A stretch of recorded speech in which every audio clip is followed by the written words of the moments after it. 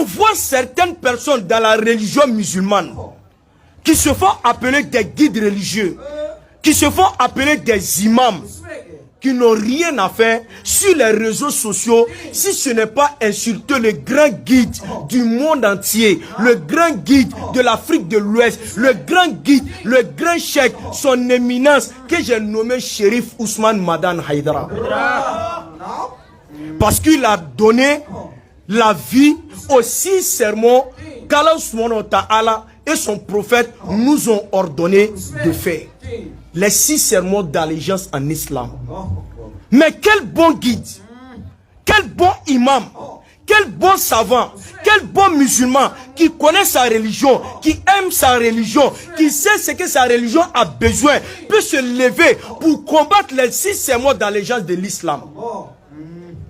Shérif Ousmane Madan Haïdara n'a fait que redonner la vie aux 6 sermons dans l'islam, mais il n'est pas venu avec. Tous ceux qui combattent les 6 sermons d'allégeance de l'islam, je vous jure que ce sont des faux musulmans. Des hypocrites couchés dans la mosquée, des voleurs, des pilleurs, les dragueurs de petites filles, des tueurs en islam. Seuls ceux-là qui combattent les 6 sermons d'allégeance de l'islam. Regardons un peu tous. Qu'est-ce qu'il y a de mauvais dans ces 6 sermons-là? Quoi? Qu'est-ce qu'il y a de mauvais là-dedans? Qu'est-ce que Haïdara a dit de mauvais? Il n'a rien dit de mauvais. Les 6 sermons de l'islam, la première des choses, que je ne vais jamais rien associer à Allah subhanahu wa ta'ala. Est-ce que c'est ordonné d'associer quelque chose à Allah subhanahu wa ta'ala dans la religion musulmane? Non. Le plus grand péché au monde entier, c'est l'association dans l'islam.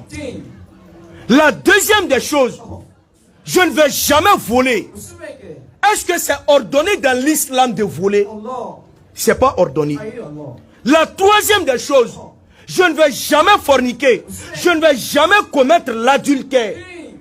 Est-ce qu'un fornicateur est un bon musulman? La quatrième des choses, je ne vais jamais tuer mes enfants. Est-ce que tuer l'homme c'est ordonné dans l'islam? Dieu l'a bien dit dans le Saint-Coran. Même si le monde dispose de 7 milliards de personnes, si tu tues une seule personne, c'est comme tu as tué tous ces 7 milliards de personnes-là. Et tu seras jugé selon ces 7 milliards de personnes le jour de la résurrection. La cinquième des choses, que je ne vais jamais commettre aucune infamie dans l'islam, de mes 2 mains, ni de mes 2 pieds. La sixième des choses, Allah subhanahu wa ta'ala dit, il ne faut jamais désobéir au prophète Mohammed sallallahu alayhi wa sallam. Quel musulman savant, quel musulman intelligent, quel musulman qui sait où il va, d'où il vient, quel musulman qui a bien lu le Coran peut se lever pour combattre ces genres de choses? Sauf si tu es un hypocrite. Laissez le vieux sage tranquille. Car aujourd'hui, il est la seule inspiration de l'islam au monde entier. Aïe Farah Tchela. Aïe Farah Karamogola.